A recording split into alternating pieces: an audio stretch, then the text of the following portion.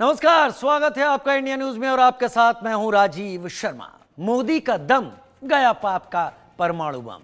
यह तब कहा जा रहा है जब पाकिस्तान की एटमी हथियारों की सुरक्षा पर सवाल खड़े हो रहे हैं। पाकिस्तान के न्यूक्लियर साइट किराना हिल्स पर न्यूक्लियर रेडिएशन की खबरें सोशल मीडिया पर तैर रही हैं। साथ ही पीएम मोदी ने ऑपरेशन सिंदूर के बाद पाकिस्तान के न्यूक्लियर ब्लैकमेल की हवा निकाल दी है। दुनिया के सामने पाकिस्तान को बेनकाब कर दिया है और अब रक्षा मंत्री राजनाथ सिंह ने मांग की है कि अंतर्राष्ट्रीय परमाणु ऊर्जा एजेंसी की निगरानी में पाकिस्तान के परमाणु हथियारों को रखा जाए। इसके पीछे की वजह भी उन्होंने बताई है। रक्षा मंत्री ने कहा कि पाकिस्तान गैर जिम्मेदाराना मुल्क है, बार बार परमाणु हमले की गीदड़ भभकी देता है। ऐसे में पाकिस्तान के परमाणु पावर पर ब्रेक लगाया जाए। इधर पाकिस्तान में आतंकी संगठन भी पाकिस्तान के एटमी हथियारों पर नजर गड़ाए बैठे हैं, जिससे पाकिस्तान के परमाणु हथियारों की सुरक्षा पर सवाल खड़े हो रहे हैं। सवाल है कि क्या आप पाकिस्तान के हाथ से छिन जाएंगे परमाणु बम? आज इसी मुद्दे पर करेंगे चर्चा, लेकिन इससे पहले यह रिपोर्ट देखिए।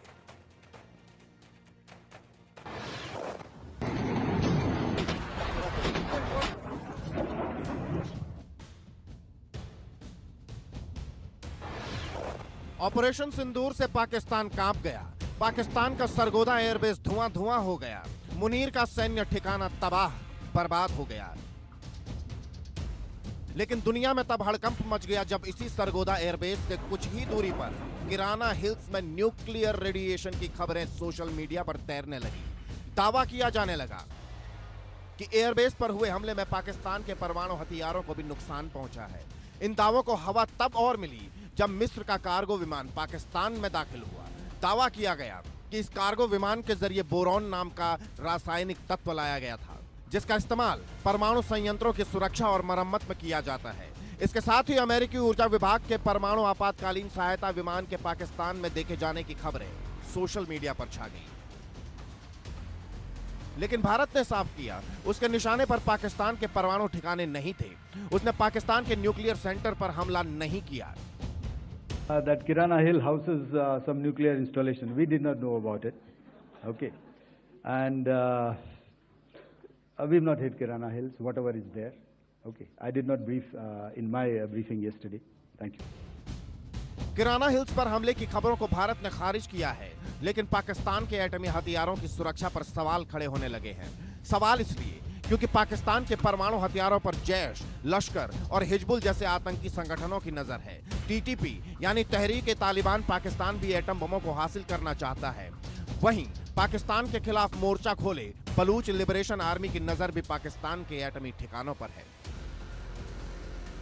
साफ है कि पाकिस्तान का परमाणु हथियार सुरक्षित नहीं है। साथ ही पाकिस्तान बार बार परमाणु हमले की धमकी भी देता रहता है। ऐसे में रक्षा मंत्री राजनाथ सिंह ने अंतर्राष्ट्रीय परमाणु ऊर्जा एजेंसी यानी IAEA से परमाणु शक्ति पर पावर ब्रेक लगाने की मांग कर डाली। पूरी दुनिया ने देखा है कि कैसे गैर जिम्मेदाराना तरीके से पाकिस्तान द्वारा भारत को अनेक बार एटमी धमकियां दी गई हैं। आज श्रीनगर की धरती से मैं पूरी दुनिया के सामने यह सवाल उठाना चाहता हूं कि क्या ऐसे गैर जिम्मेदार और रोग नेशन के हाथों में परमाणु हथियार सुरक्षित हैं? मैं दुनिया के सामने यह सवाल खड़ा करना चाहता हूं।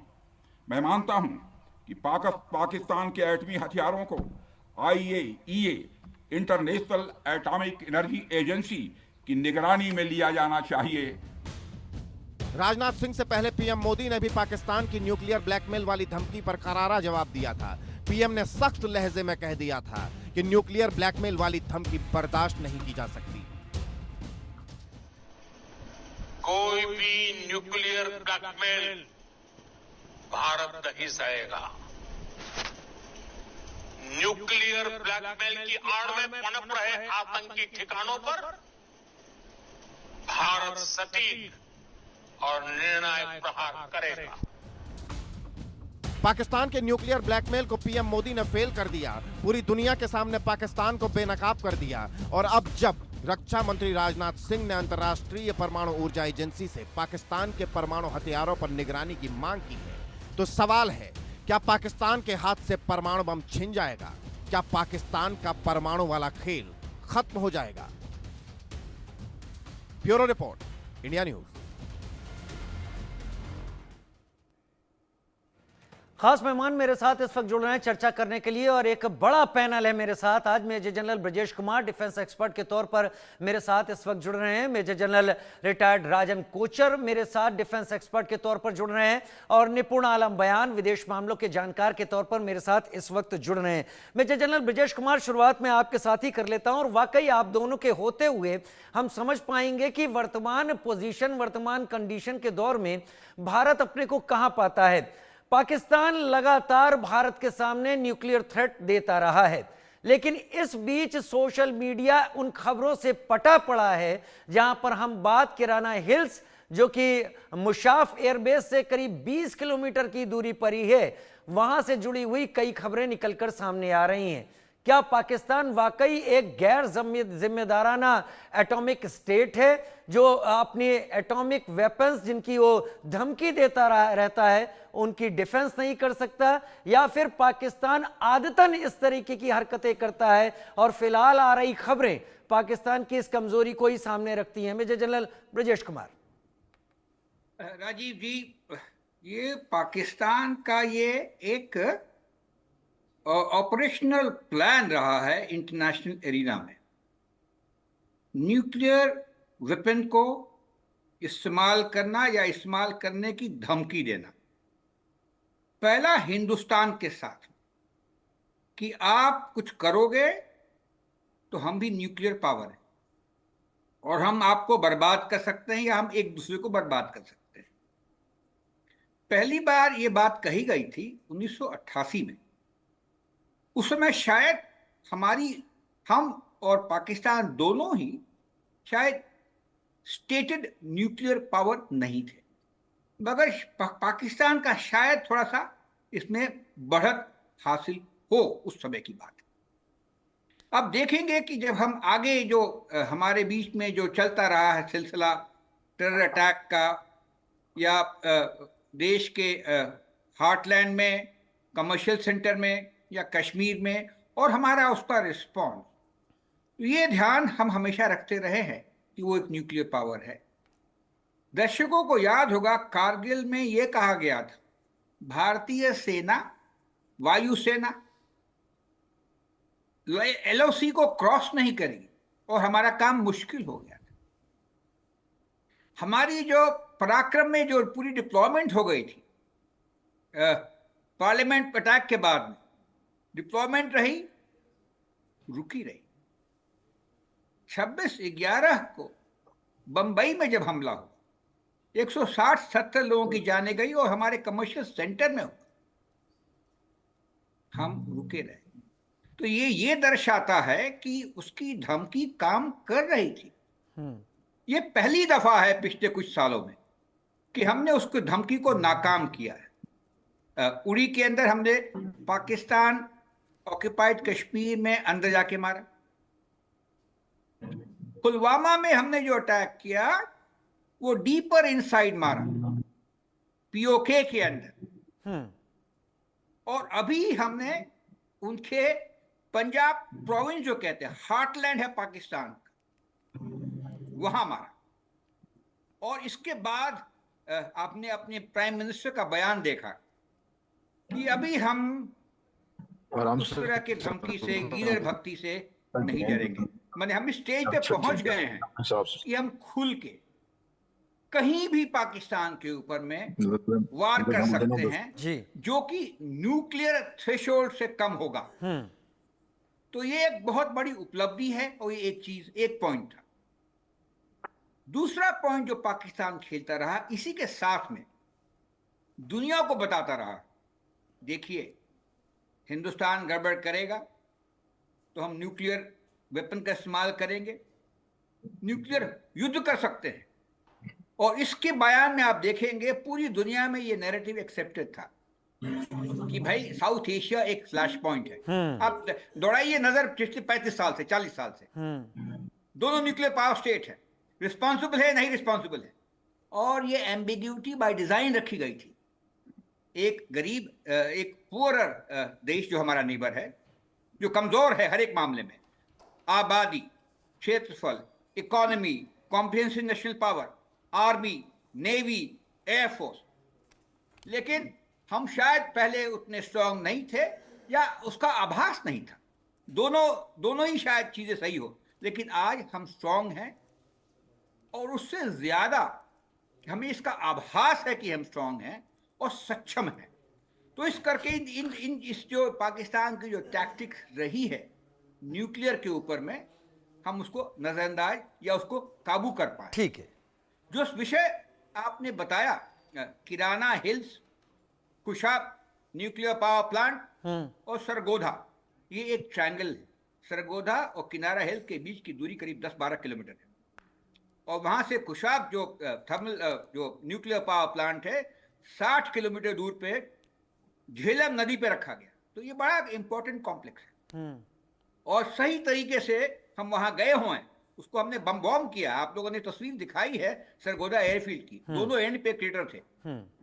तो और साथ में ये इशारा हमने ये भी किया है डीजी एयरफोर्स की ब्रीफिंग के द्वारा, अरे किनारा हिल्स में न्यूक्लियर वेपन्स है।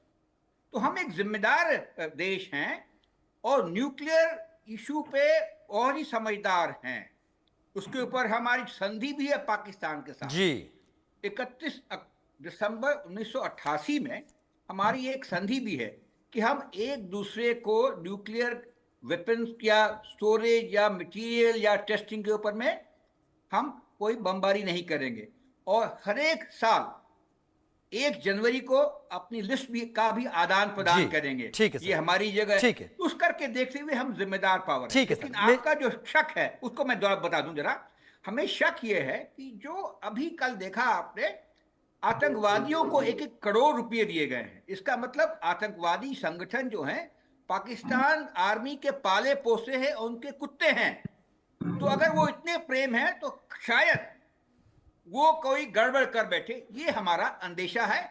और इसी थ्रेट को शायद अपने जो रक्षा मंत्री ब्रजेश सर, राजनाथ हाँ सिंह जी ब्रजेश हैं, सर मैं आता हूँ उन चीजों पर आता हूँ। मेरे साथ और भी खास मेहमान इस वक्त लगातार जुड़े हुए हैं क्योंकि हम बात कर रहे हैं पाकिस्तान की न्यूक्लियर कैपेबिलिटी और पाकिस्तान का न्यूक्लियर कैपेबिलिटी को लेकर कितना सिंसियर होने का कदम है उसकी भी हम बात करेंगे। मेरे साथ खास मेहमान लगातार जुड़े हुए हैं, 2 खास मेहमान और मेरे साथ इस वक्त जुड़ गए हैं। सुरेंद्र सिंह लाली मेरे साथ इस वक्त जुड़ गए हैं एक्सपर्ट के तौर पर और मेजर जनरल जेके बंसल की तस्वीर भी इस वक्त दिखाई पड़ रही है। लेकिन मैं मेजर जनरल राजन कोचर आपका रुख करना चाहूंगा। हम पाकिस्तान को कितना सिंसियर न्यूक्लियर कैपेबल स्टेट मान सकते हैं? जहां तक टेररिस्ट की बात है, टेररिस्ट को वहां पर इनाम इकराम से नवाजा जाता है। पाकिस्तान का न्यूक्लियर कैपेबल स्टेट होना क्या एक ऐसा वोलेटाइल कंडीशन है जो कभी भी पूरी दुनिया के लिए खतरा हो सकती है, केवल भारत के लिए नहीं? तो राजीव जी, बहुत अच्छा सवाल है क्योंकि पाकिस्तान एक रिस्पॉन्सिबल देश नहीं है और अभी हमने इसको देखा कि उनके मिनिस्टर्स बार बार न्यूक्लियर ब्लैकमेल और न्यूक्लियर धमकी दे रहे थे। तो जो देश सोच ये रखता है कि बार बार वो न्यूक्लियर आपको ब्लैकमेल या आपको धमकी अपना देगा, हम उसको रिस्पॉन्सिबल कैसे अपना समझ लें। दूसरा, ये जो किराना हिल का जो इंसिडेंट है ये पाकिस्तान का सेल्फ क्रिएटेड है, इसमें भारत का कोई रोल नहीं है। पाकिस्तान अपना खुद वो जो लापरवाही से जो अपना मिसाइल्स का अपना उस टाइम पे जो कुछ लॉन्च की सोच रहा होगा और उस टाइम पे एक प्रीमेच्योर धमाका हुआ है वहां पे, जिसकी वजह से ये जो न्यूज आ रही है कि कुछ रेडिएशन लीक हुआ है। आप जानते हैं कि चेरनोबिल में क्या हुआ और हमने देखा कि वो जो लीक था वो 1 लाख किलोमीटर तक लोगों को अफेक्ट किया था। और पहले भी पाकिस्तान का एक ट्रैक रिकॉर्ड है, देरा गाजी खान में भी उनका एक न्यूक्लियर ये है फैसिलिटी है जो वहां पे यूरेनियम माइंस रखी जाती थी और पहले भी एक ऐसा एक्सीडेंट वहां पे हुआ। इसका ये मतलब है कि जो पाकिस्तान के सिस्टम्स हैं अपने न्यूक्लियर को सुरक्षित रखने के लिए और जो इंटरनेशनल एटॉमिक एनर्जी एजेंसी की जो गाइडलाइंस हैं वो शायद पाकिस्तान अच्छी तरीके से फॉलो नहीं करे। इसीलिए हमारे रक्षा मंत्री ने एक स्टेटमेंट दिया और वो स्टेटमेंट ये बोलता है कि पाकिस्तान अपनी न्यूक्लियर जो स्टोरेज है, उसकी जो फैसिलिटी है, वो उसको अच्छी तरीके से मेंटेन नहीं कर पा रहा है, क्योंकि बार बार हमको इसको देखना पड़ रहा है कि ऐसे इंसिडेंट्स हो रहे हैं पाकिस्तान में। तो डिफेंस मिनिस्टर साहब ने हिदायत दी है कि आईएईए ये फैसिलिटीज को टेक ओवर करे और उसको मेंटेन करे। तो उसमें तो कोई बुरी बात नहीं है, क्योंकि एक वो सेफ्टी मैकेनिज्म है।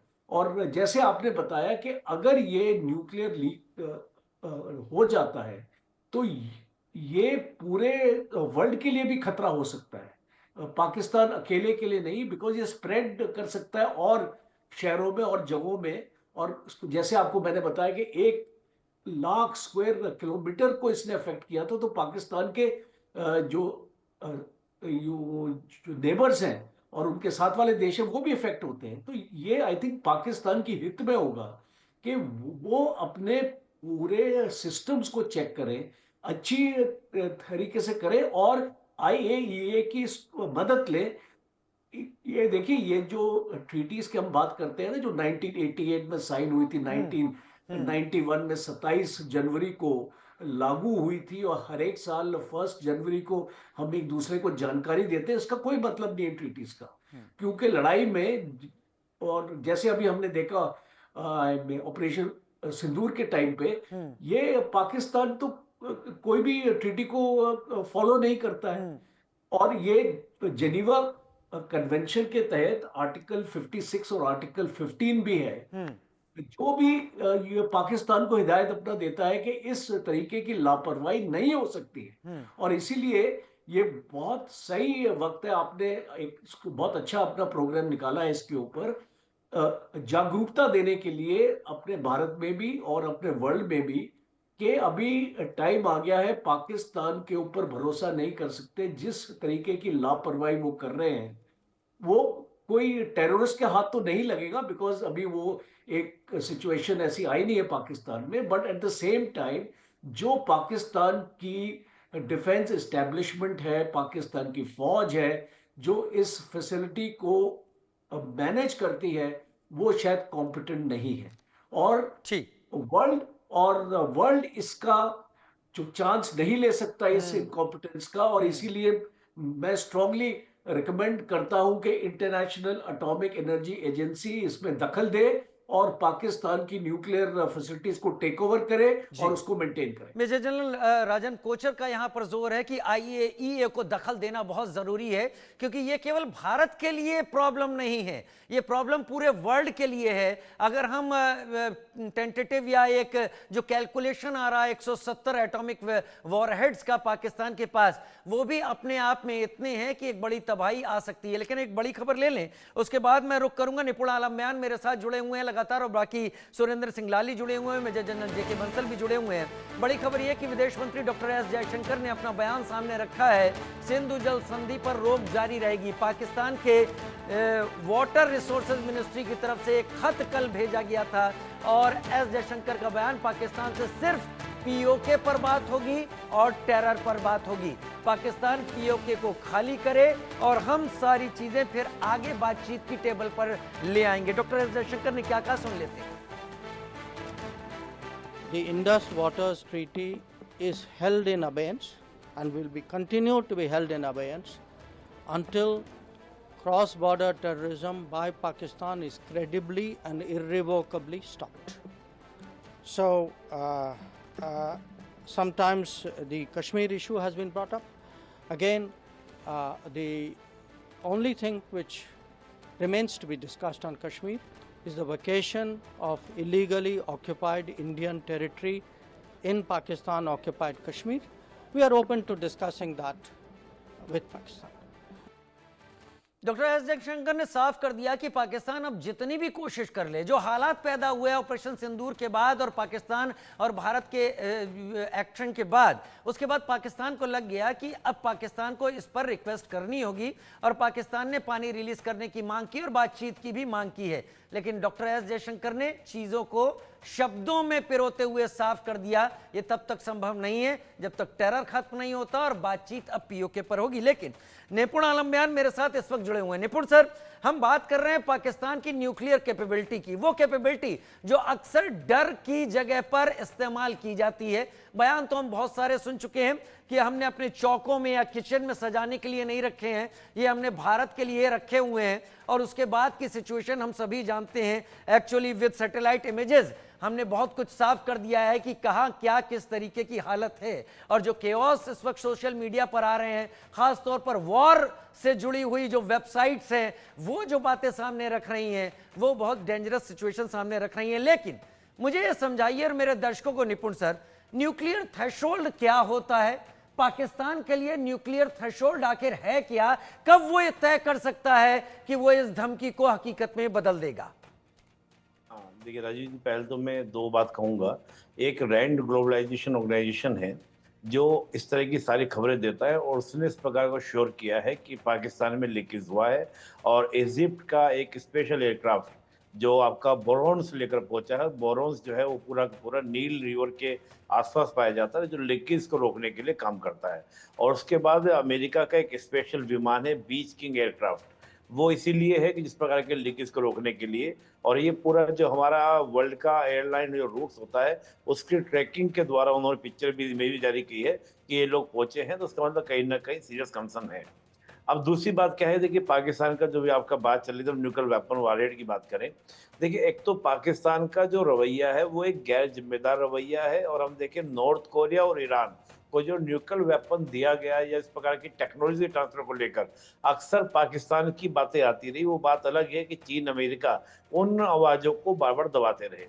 दूसरा क्या है कि अगर हम पाकिस्तान की बात करते हैं तो पाकिस्तान के पास जितने भी वॉर हेड्स हैं उनका सिक्योरिटी, उनका मेंटेनेंस और उनका स्टोरेज करने में एनुअली जो एक्सपेंसेस होते हैं वो 2 बिलियन अमेरिकन डॉलर का पाकिस्तान का एक्सपेंड होता है। अब प्रश्न उठता है कि क्या पाकिस्तान की इकोनॉमी आज इतनी स्ट्रॉन्ग है कि वो एनुअली 2 बिलियन का खर्चा उठा सके? आप सोचिए कि जो पाकिस्तान आईएमएफ के 2.3 बिलियन अमेरिकन डॉलर का लोन मिलने पर हैप्पीनेस क्रिएट कर रहा हो और 1 बिलियन अभी मिला है, उसके बाद उनका क्या वोट जारी रखेंगे। जिस दिन आपका 1 बिलियन नहीं मिला था तब तो उसका सुर और था, 1 बिलियन मिलते सुर बदल गया। तो एक तो हम कहेंगे इकोनॉमी का जो इसका पूरा क्राइसिस वहां पे क्रिएट हो रहा है, तो इस क्राइसिस में क्या पाकिस्तान सक्षम है? पहली बात। दूसरी बात, जिस प्रकार पाकिस्तान का एक हम लोग इंटरनेशनल रिलेशन में एक टेक्नोलॉजी यूज करते हैं बाल्कनाइजेशन। बाल्कनाइजेशन का मतलब होता है कि जैसे युगोस्लाविया कई टुकड़ों में टूट गया था और टुकड़ों में टूटने की वजह क्या थी? उसके इथेनिक ग्रुप अलग अलग होना। अब जैसे बलूची बोलते हैं कि हम एक अलग इथेनिक ग्रुप हैं, केवल इस्लाम होने से हम पाकिस्तानी नहीं हो जाते। तो अगर आपका खैबर पख्तूनख्वा, बलूचिस्तान ये सब अलग होते हैं, तो अगर इस प्रकार का अगर कोई देश टूटने की कगार पर हो तो उसके जो न्यूक्लियर वॉर हेड हैं उनकी सुरक्षा का जिम्मा कौन लेगा? तो ये 2-3 पॉइंट ऐसे हैं जो भारत के सामने हैं। भारत उनको इंटरनेशनल कम्युनिटी के सामने, चाहे हम लोग बात करें परमाणु एजेंसीज के सामने, इंटरनेशनल पूरे वर्ल्ड के कम्युनिटी के सामने रखे। और ये बात भी जाहिर है जो अभी बोल रहे थे मेरे से पूर्ववर्ती, बिल्कुल वो बात सही कह रहे थे राजन कोचर साहब भी। लेकिन बात क्या है कि जैसे हमारे पीएम ने खुद कहा कि आतंकी और आतंकियों को संरक्षण देने वाली सरकार ये बहुत ओपनली इस पूरे कॉन्फ्लिक्ट के सामने आ चुकी है।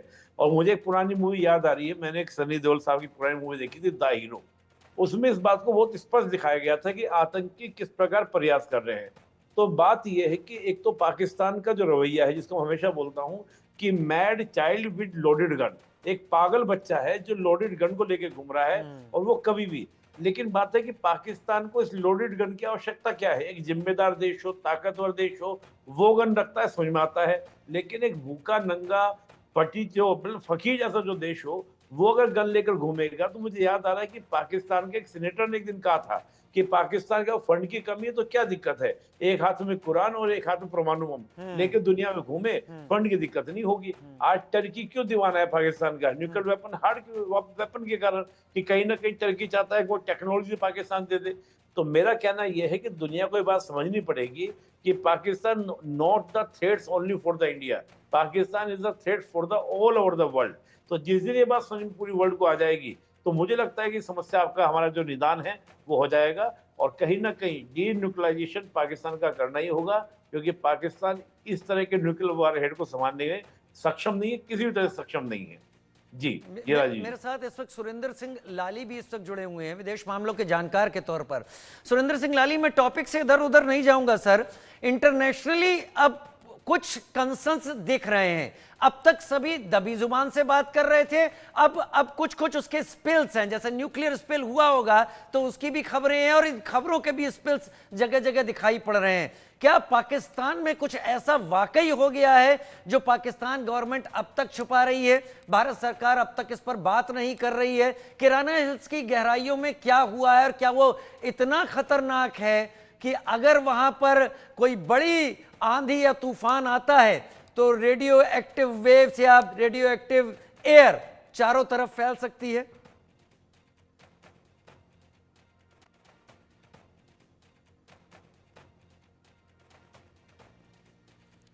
चलिए ठीक है, मैं कोशिश करूंगा सुरेंद्र सिंह लाली से संपर्क करने की। अब आवाज आ रही मेरी? जी आ गई, जी आ गई। गांधी जी नमस्कार। नमस्कार सर। मेरे से पहले निपुण जी ने कहा कि पाकिस्तान एक बच्चे की तरह है जो लोडेड गन लेके घूम रहा है। मैं पाकिस्तान को उतनी अहमियत नहीं देता। मेरे हिसाब से तो वो बंदर है जिसके हाथ में उस तरह लगा हुआ है और वो कुछ भी कर सकता है। मैं राजीव जी 5 दफा गया हूँ पाकिस्तान, क्योंकि हमारी गुरुओं की धरती है, तो मैंने नजदीक से भी देखा। देखिए, पाकिस्तान एक मजाक है, एक ऐसा देश है जो बिना किसी आइडियोलॉजी और सोच के लिए बना था। उस समय 2 जो दिग्गज थे उनके विचार नहीं मिले तो उन्होंने बीच में लाइन खींच के 65% पंजाब खुद ले लिया और 35% हमें दे दी। उसमें से हम सबसे बड़े भुगत भोगी हैं। मेरी दादी सिर्फ इसी गम में मर गई कि जब हम अच्छे भले वहां पे व्यापारी थे, यहाँ आके जब लाल किले में रहना पड़ा और मेरे पिताजी 9 साल की उम्र में रिक्शा चलाते थे, तो मेरी दादी इसी गम में मर गई। पर कोई बात नहीं, हम पंजाबी गुरु गोबिंद सिंह के बच्चे हैं, हमने कभी हाथ को ऐसे नहीं किया, हमने देना सीखा, हम पनप गए। सही कह रहे हैं आप। तो वहाँ के पंजाबी हैं, सारा खेल जो उन्होंने किया हुआ है। पाकिस्तान को कंट्रोल सिर्फ पंजाब करता है, वो उन्हीं की एक पाकिस्तान को चलाने के लिए कोई सरकार या कुछ नहीं है, एक पंजाबियों का टोला है जिसे वो आर्मी बोलते हैं, जो दुनिया की सबसे बड़ी दहशतगर्द आर्मी है। वो दहशतगर्द हैं और वो आर्मी के कपड़े पहने हुए हैं। तो सारा खेल वो खेल रहे हैं, और हर बार जब उनको देखते हैं कि लोग जागरूक हो रहे हैं, लोग देख रहे हैं कि किस तरह पंजाब ने, पंजाब की आर्मी ने और जर्नैलों ने उस मुल्क को चूस के खत्म कर दिया है। मतलब बाकी स्टेटों से बिजली ले लेते हैं, गैस ले लेते हैं, और उन्हीं को ही, वो खैबर पख्तूनख्वा हो या बलोचिस्तान हो, उन्हीं को उन्होंने बिल्कुल ही सौतेले बच्चे की तरह रखा हुआ है। तो मसला ये कि ये पंजाबियों का जो टोला है, जो आर्मी, ये अपने वजूद के लिए किसी भी हद तक जा सकते हैं। दुनिया डरती है क्योंकि अंग्रेजों को एक्चुअली क्या है कि उनका अपना बर्डन इतना है कि उन्होंने इतने मुल्कों के ऊपर राज किया कि वो डरते हैं कि अगर 24-25 करोड़ आदमियों का देश तितर बितर होगा तो सोचिए कितना बड़ा ह्यूमैनिटेरियन क्राइसिस होगा, और वो भी जिनके पास न्यूक्लियर वेपन्स। और हमारे लिए तो बहुत बड़ी मुसीबत है। मतलब कभी कभी मैं जब सुनता हूँ लोगों को कि हम पाकिस्तान को निस्ते नाबूद कर देंगे, अरे कहाँ करोगे, इतने बड़े बॉर्डर, अब बांग्लादेश भी साथ में पोरस होता चला जा रहा है। तो ये एक कैंसर है जो अब दुनिया के गले पड़ गया, और हमारी बदकिस्मती है कि वो हमारे नेक्स्ट डोर है। बिल्कुल ठीक बोला कि वो इजिप्ट का प्लेन आया, और एक बात मैं इसमें सिर्फ ऐड करूंगा कि इजिप्ट अमेरिका का बड़ा खास पिट्ठू है। अब अमेरिका ने अपनी मूवमेंट तो की नहीं, तो मुझे नहीं पता कि लीक हुई है या हमने बॉम्ब कर दिया है या उन्होंने टेस्ट किया है, ये मेरे पे ग्रेड से ऊपर, पर कुछ तो हुआ है। अब उस आर्मी से अब क्या उम्मीद रखेंगे जो 4 जंगें शुरू करके हार गई? इनके जर्नैल मेडल लगाते हैं, मुझे नहीं पता लूडो खेले हैं, कबड्डी खेले हैं, कौन सी जंग जीते हैं, कौन से मेडल लगाते हैं। ये अपने लोगों की बॉडीज नहीं वापस लेते। बांग्लादेश में 93,000 प्रिजनर्स, उसके बाद भी बांग्लादेशियों को ये अपनी इस्लाम की कहानी सुना रहे, और वो भी इनका चूरन खरीदना चाह रहे हैं। तो पाकिस्तान एक मजाक है जो पहले अमेरिका को बेवकूफ बनाता रहा। अब अमेरिका ने जब देखा कि रूस से फारिग हो गया, वो चाइना के पास चला गया। मुझे तो एक बात नहीं समझ आती कि वो कहते हैं हमारी चीन के साथ दोस्ती पहाड़ों से भी ऊंचे, समुद्र, अरे आपका कुछ कॉमन ही नहीं है। आपका जो कॉमन है जिसमें से आप निकले हो हिंदुस्तान से, हमारे साथ अगर आप काम करो, अपनी हरकतें छोड़ो, तो आप पनपोगे। तो वो अपनी जर्नैल जो है अपने वजूद के लिए कुछ भी कर सकते हैं उसमें, अगर उनको न्यूक्लियर बम भी छाती पे लगा के घूमना पड़ता है गोरों को डराने के लिए। और इसी करके शायद गोरे भी जो है वो भी अपनी गेम खेलते हैं और वो हमेशा उनको और हमको पैरिटी में रखते हैं।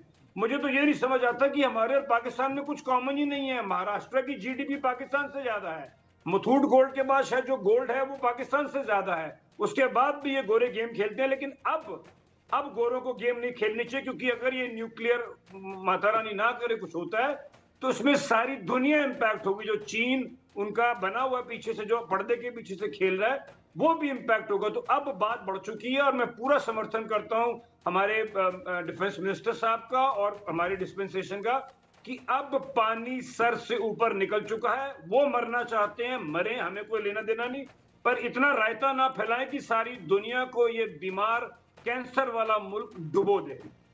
सही कह रहे हैं आप, कैंसर वाला मुल्क डुबो दे। क्योंकि अगर आप इस तरीके की सिचुएशन में आ जाएंगे कि आपके किए हुए काम आपके लिए तो खतरा है ही, सबके लिए अगर ये न्यूक्लियर स्पिल खतरा बनता है तो बहुत दिक्कत हो जाएगी। लेकिन मेजर जनरल ब्रजेश कुमार मेरे साथ जुड़े हुए हैं। सर, मुझे वाकई समझना है, बहुत सारे लोग मुझसे बात कर रहे हैं, मैं आम जनता की भी बात कर रहा हूं, या फिर दूसरे लोग जो कि अलग अलग बिजनेस करते हैं, अलग अलग जगह पेशों में हैं, वो ये जानना चाह रहे हैं कि हुआ क्या है। हमारे पास ऐसी रिपोर्ट्स भी हैं, there have been some earthquakes also on Richter scale, और जिसमें टेक्टोनिक फॉल्ट्स नहीं वहां पर माने गए हैं।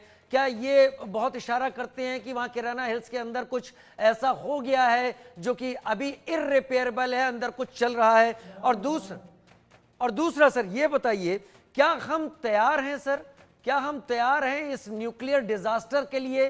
क्या ऐसी किसी कंडीशन के लिए भारत तैयार है, बंकर तैयार है, या ऐसी हमारी तैयारी है कि अगर पाकिस्तान सेल्फ एक्सप्लोड कर देता है खुद को तो आसपास जो उसका प्रॉब्लम फैलेगी उससे मुकाबला करने के लिए हम तैयार हैं?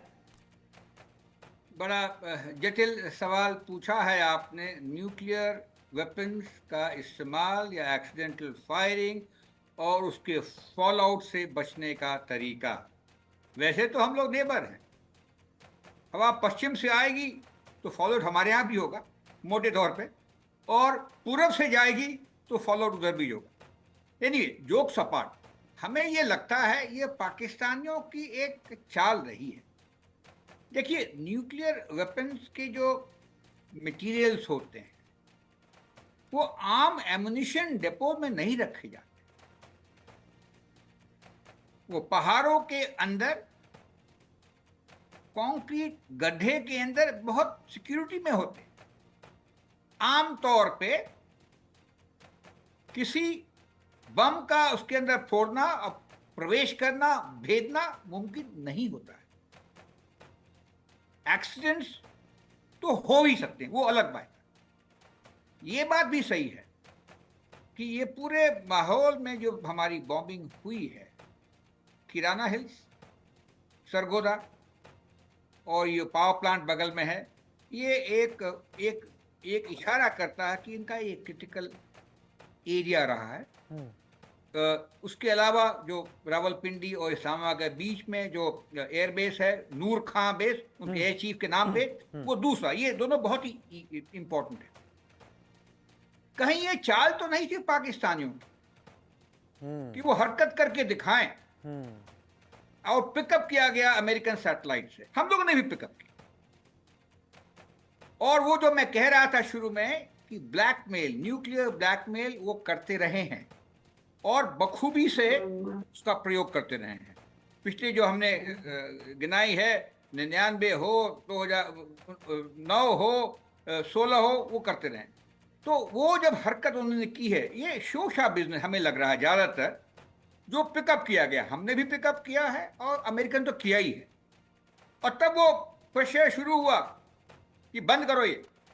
तो मेरे ख्याल है जब हमारी तीसरी रात को जो इतनी गंभीर स्ट्राइक हुई है, जो कि डेप्थ में हुई, और उनको किसी कोने को नहीं छोड़ा, कोई भी इंपॉर्टेंट स्ट्रेटेजिक और ऑपरेशन लेवल स्पेस नहीं छोड़ा है, तो उनके बाद दिमाग में समझ में आए कि भाई मामला इस दफ़ा सीरियस है।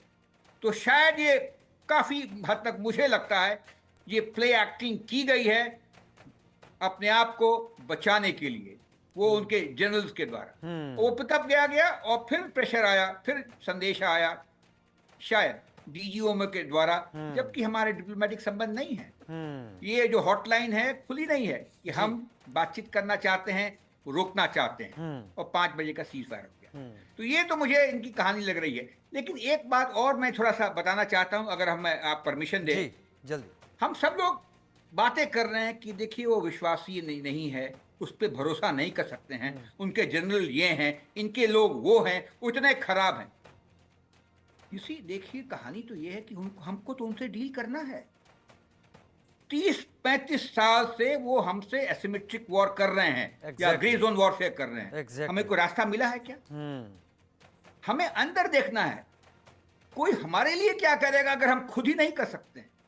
तो 2-3 चीज तो ध्यान में आती है। ये पहली बार है हमारी स्ट्रॉन्ग सरकार ने जो थ्रेशोल्ड है अपना स्कीम ऑफ रिएक्शन का बहुत बढ़ाया। आप सही कह रहे हैं, आप सही कह रहे हैं। हमें पेस्टिसाइड का इस्तेमाल अंदर भी करना होगा और यहां से क्लियर करना होगा। लेकिन एक बड़ी खबर ले लूं, उसके बाद मेजर जनरल राजन कोचर का रुख करता हूं। ऑपरेशन सिंदूर पर डिफेंस मिनिस्टर राजनाथ सिंह ने साफ कहा, हमने जो जवाब दिया उसे पूरी दुनिया ने देखा। जैसा मेजर जनरल ब्रजेश कुमार कह रहे थे कि सरकार ने इस बार पिन पॉइंट अटैक किया। आतंकियों ने धर्म पूछकर बेगुनाहों को मारा था, हमने कर्म देखकर आतंकियों का सफाया किया। बहुत शब्दों का बेहतर इस्तेमाल करते हुए राजनाथ सिंह ने अपनी बात को यहां पर रखा कि वो रिलीजियस माइंडसेट के साथ कत्लेआम करने पहुंचे थे।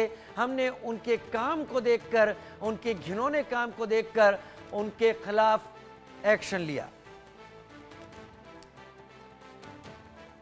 आतंकियों ने पहलगाम में धर्म पूछकर हमारे निर्दोष लोगों को मारा। उसके बाद आपने जो जवाब दिया उसे पूरी दुनिया ने देखा है।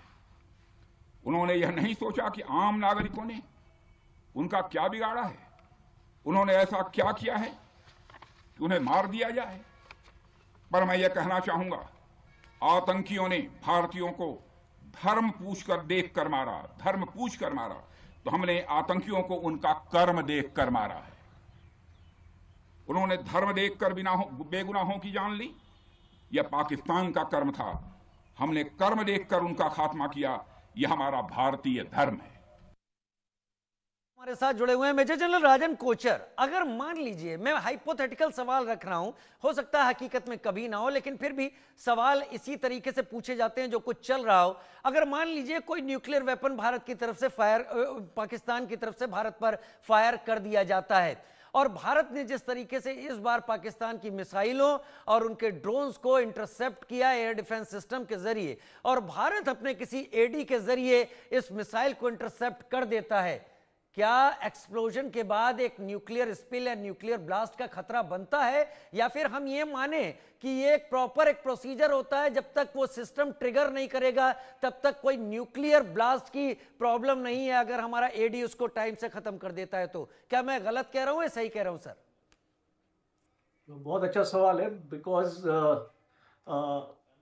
न्यूक्लियर जो है ना, उसका बॉम्ब है, उसमें एक मैकेनिज्म होता है, एटम बॉम्ब होता है। आपको याद होगा हिरोशिमा नागासाकी में 12 किलो टन का बॉम्ब था वो, little boy and fat man. हाँ, और उस टाइम पे फ्यूजन टेक्नोलॉजी थी। आज की डेट में फ्यूजन और फिशन टेक्नोलॉजी है, थर्मो न्यूक्लियर टेक्नोलॉजी से ये काम होता है। तो और आज की डेट में जो न्यूक्लियर बॉम्ब है वो 100 किलो टन से भी ज्यादा का होता है। तो आप देख सकते हैं कि कितनी तबाही उस मच सकती है। पर इसका 2 टाइप के हैं। टैक्टिकल न्यूक्लियर वेपन भी है पाकिस्तान के पास, जो कम जो किलो टन्स का है, वो खास तौर पे फौजों के लिए बना हुआ है कि आप अपने इसको लड़ाई के एरिया में उसको फायर करेंगे। तो 2 टाइप के हैं, एक तो कम यील्ड का बॉम्ब है उनके पास और एक ज्यादा यील्ड का बॉम्ब है। अब ये जो बॉम्ब है, इसका सिस्टम है, एक प्रॉपर सिस्टम है, और जो इसका डेटोनेशन के ऊपर ही ये एक्चुअली फटेगा। तो ये उसमें ऑलरेडी जो इसका डिलीवरी सिस्टम है उसमें ऑलरेडी जो टारगेट के कोऑर्डिनेट्स इसको दे रखे होते और कब उसको फटना है, वो जो सारी चीजें यू प्री प्रोग्राम्ड होती है इस बॉम्ब। अब आपका सवाल है कि अगर हम इसको एडी से नष्ट करते हैं तो यू हो सकता है एक प्रीमेच्योर ब्लास्ट हो जाए और वो जो न्यूक्लियर रेडिएशन है वो उस एरिया पर जहां पे ब्लास्ट हुआ है उस एरिया पे इफेक्टिव हो जाए, तो इसकी पॉसिबिलिटी हमेशा रहेगी। हम इसको रूल आउट नहीं कर सकते। ये आई मीन जिसने ये न्यूक्लियर बॉम्ब डिजाइन किया है शायद वो अच्छी तरीके से इसको समझा पाएंगे। ओपेनहाइमर भी इस बारे में कुछ नहीं बोल पाएंगे। इनफैक्ट अगर ये बात आए, यहाँ तक कि हमारे जो विदेश सचिव हैं उन्होंने तस्वीर तक दिखाई विवेक मिश्री जी ने कि किस प्रकार ओपनली बातें हैं। लश्कर तैयबा हो या जैश ए मोहम्मद हो, वो मिलिट्री के साथ मिलकर बहुत सारे ऑपरेशन में काम करते हैं। ये बात BLF ने भी कंफर्म की है। तो आप ये मानकर चलिए कि मिलिट्री और जो पाकिस्तान की जो टेररिस्ट है वो एक ही बात है। मेरे पास समय थोड़ा कम है। मैं सुरेंद्र सिंह लाली से भी कमेंट ले लूं। लाली साहब, क्या आपको भी लगता है कि ये न्यूक्लियर स्पिल अभी बातों तक तो चीजें आ रही हैं, लेकिन हकीकत में ये बहुत बड़ा डरावना केस है कि किराना हिल्स शायद कुछ दिनों में नो मैंस जोन बन जाए?